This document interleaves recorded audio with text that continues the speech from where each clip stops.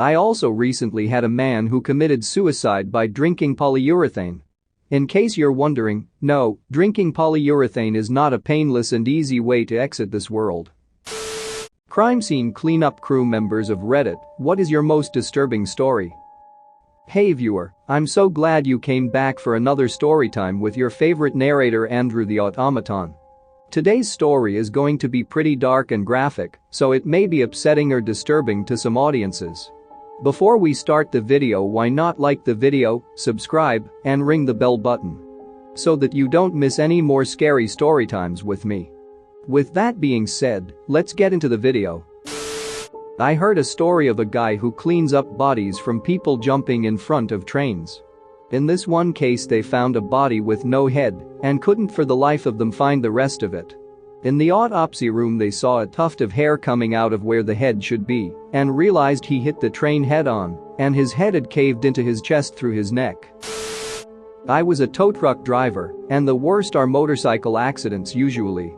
I've seen some really messed up car accidents, but I've seen motorcycle accidents where the driver was spread out several dozen yards across pavement.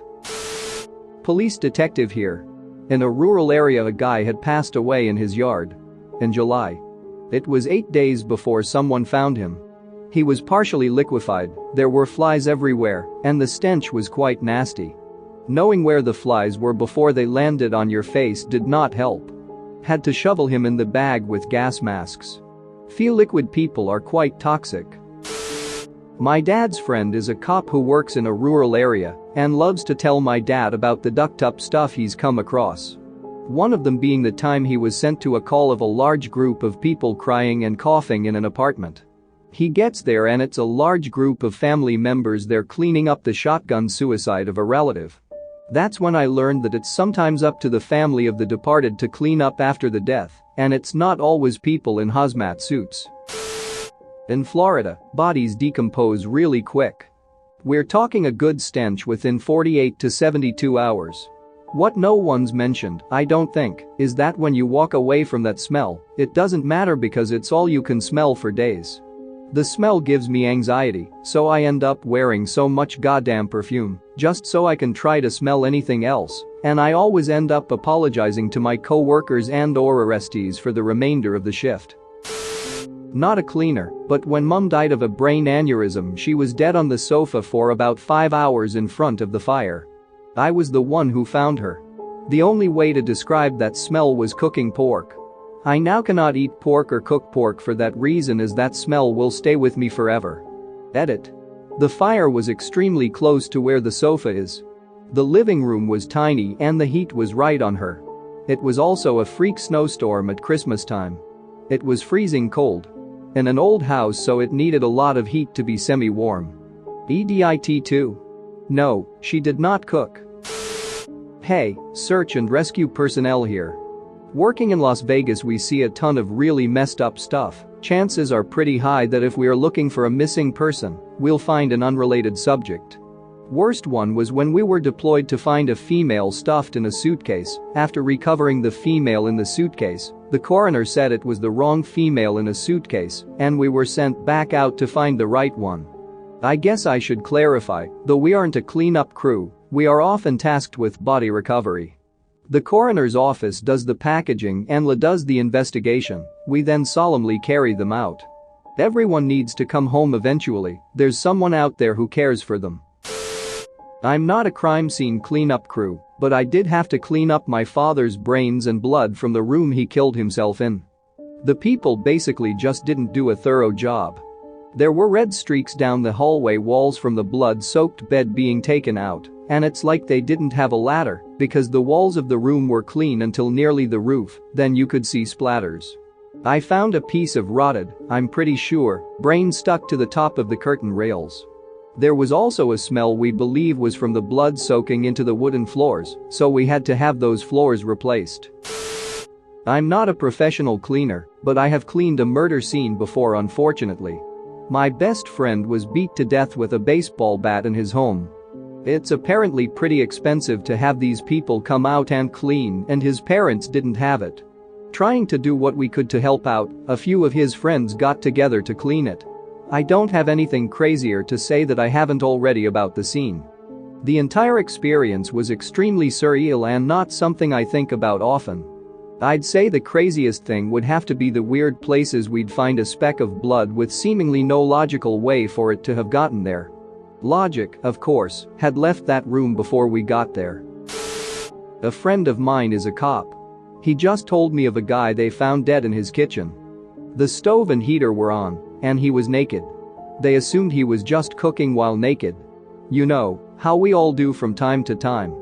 Can't remember how long he said he was dead for.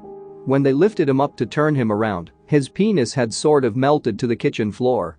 As they pulled him upwards, the dangling participle stretched off the floor like a rubber band and released, slingshotting back to the body. It sounded absolutely disgusting as he described it.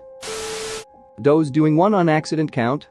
I used to do auto detailing in college for a car dealership. I was scrubbing the floor of a car, and no matter what I did, the water kept having a red tint to it.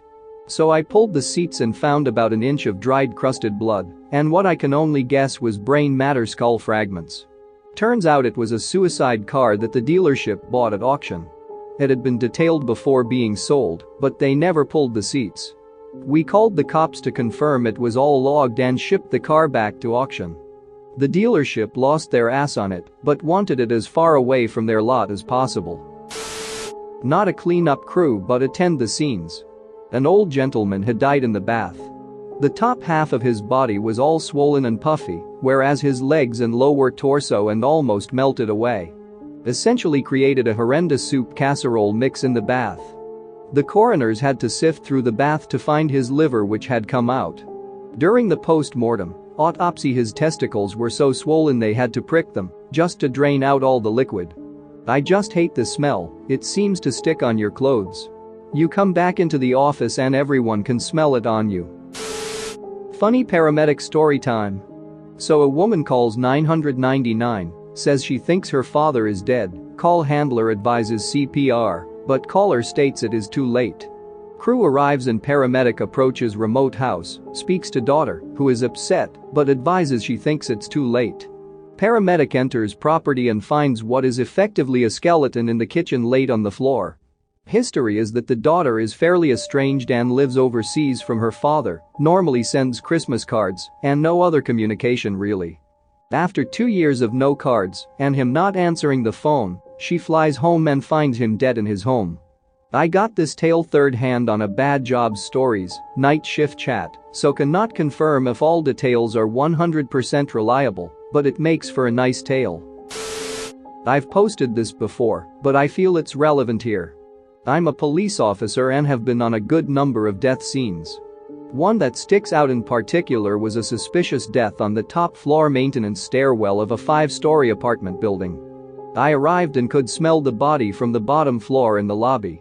How it took this long for anyone to call in a building filled with 100 people is beyond me. I got in the elevator and began to go up, the smell getting worse with each floor.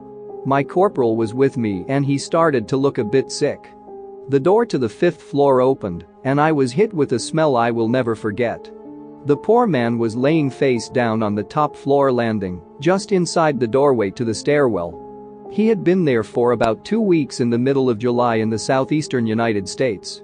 The top floor was not air conditioned as it was storage and maintenance, so it was around 100 degrees inside. The man was bloated, leaking his juices everywhere, and his skin was a necrotic black color. The juices were leaking down the stairs, dripping onto the landings of the 4th and 3rd floor.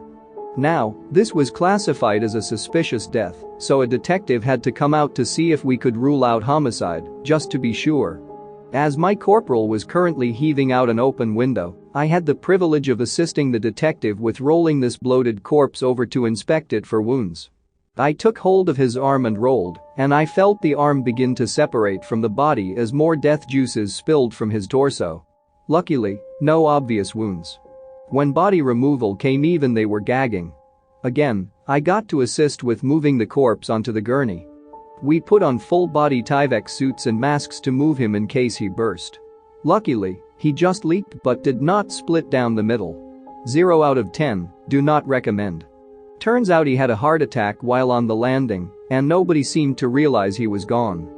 Once he was identified, I realized I met him the week before when he called in about a woman who overdosed on heroin that he came across while mowing yards for work. Woman was given Narcan and survived. Small world. I also recently had a man who committed suicide by drinking polyurethane. In case you're wondering, no, drinking polyurethane is not a painless and easy way to exit this world. Edit to clarify, I met him a week before his estimated death date.